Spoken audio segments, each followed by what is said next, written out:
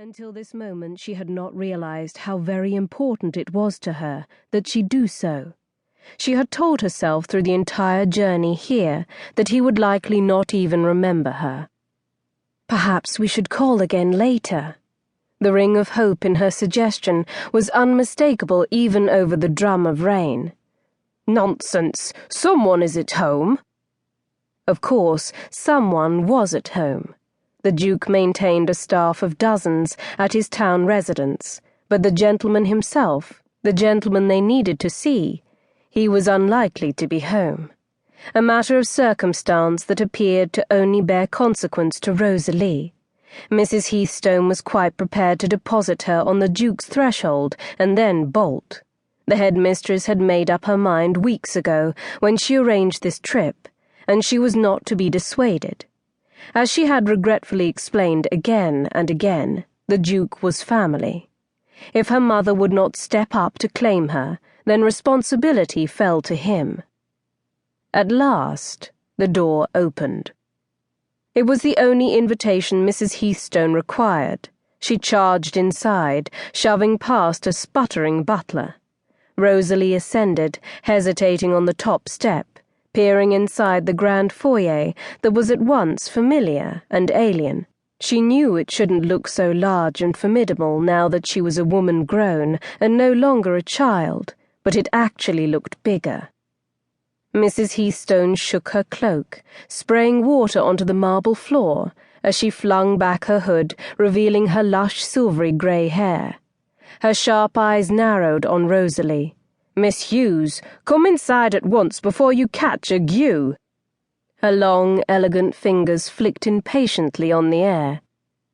Rosalie obediently stepped inside, looking in awe up at the high-domed frescoed ceiling.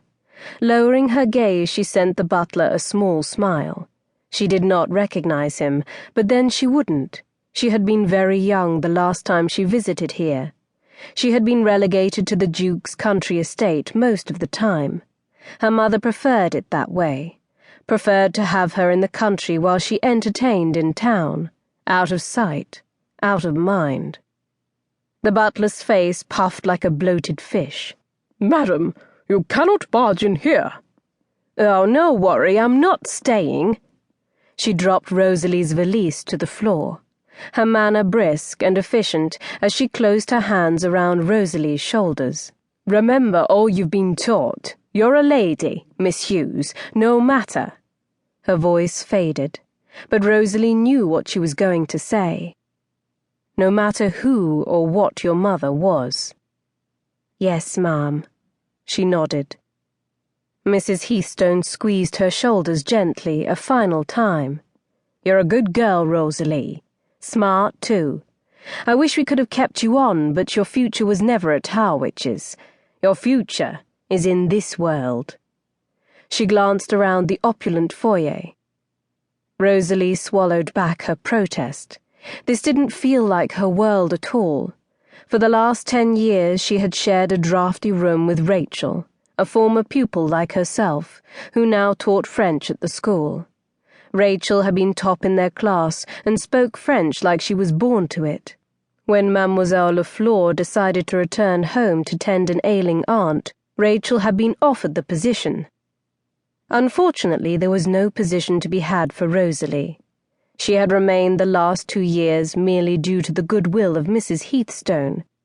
She'd tried to make herself useful in that time. However, her situation was always awkward. Not a pupil, and not an instructor. She merely took up space. And yet her meagre room back at Harwich felt more familiar, more like home than these lavish surroundings. She wasn't certain the Duke of Banbury would welcome her any more than her mother would, but Mrs. Heathstone was confident that this was the right course of action, and Rosalie acknowledged that something had to change. She could not live on the charity of others. She should have left 2 years ago. "Thank you, Mrs. Heathstone." She nodded jerkily, emotion clogging her throat. In many ways, this woman was the closest thing she ever had to a mother. For everything. Smiling, the headmistress brushed her cheek with gloved fingertips. "Dear girl."